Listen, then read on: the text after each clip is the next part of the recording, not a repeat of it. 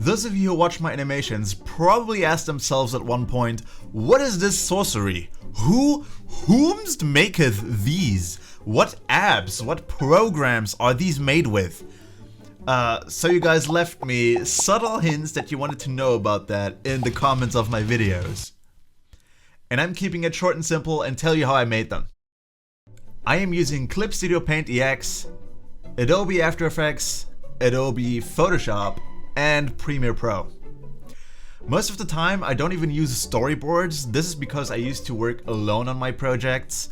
So I had it all in my head and just started to animate scene after scene, which I do not recommend, by the way. It's a super bad idea.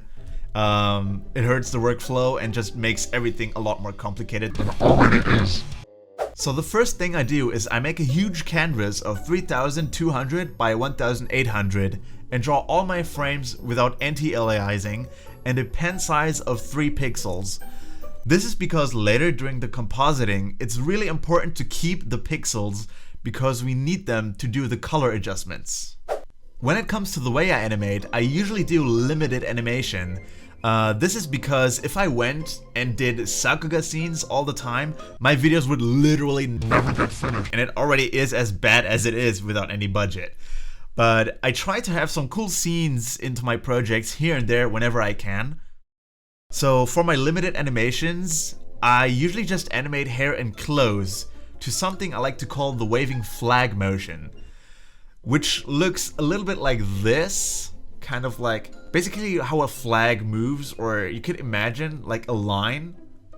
And if you had like a little ball that moves under the line, you get this kind of motion, and it really helps you get like a natural kind of flow into your animations. And you can see this method I'm talking about right now on screen, right about here and there.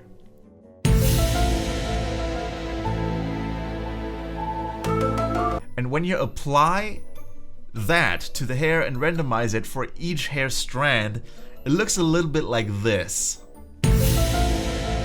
So now that we have the raw animation done, we're gonna paint the background.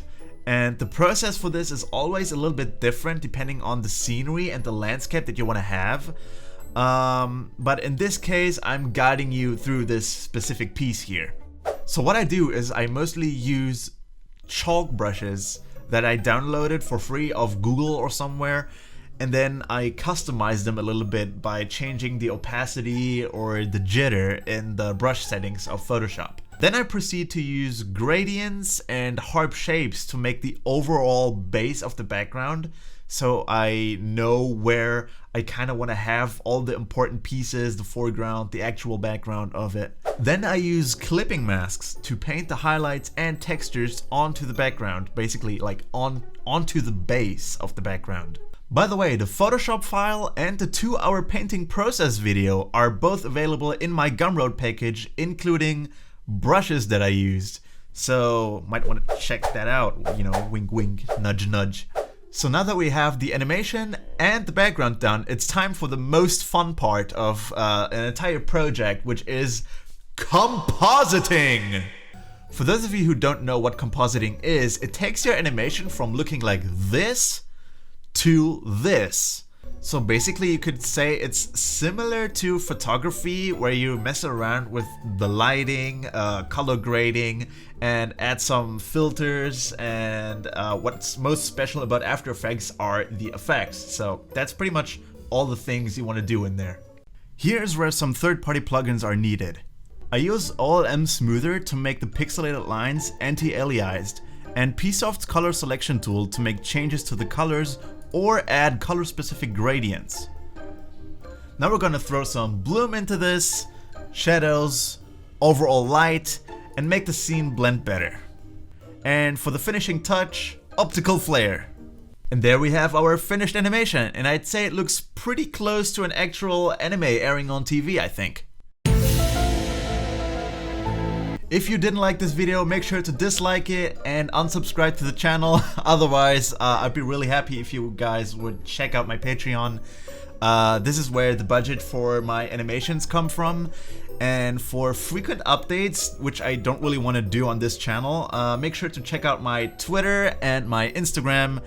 Otherwise, I'll see you guys next week with another video. I'm not really sure what I'm gonna do, but I think it's probably gonna be another tutorial for compositing or something like that. We'll never know, but like, I'll try to stay active now, and I'll see you guys next week. Thanks for watching.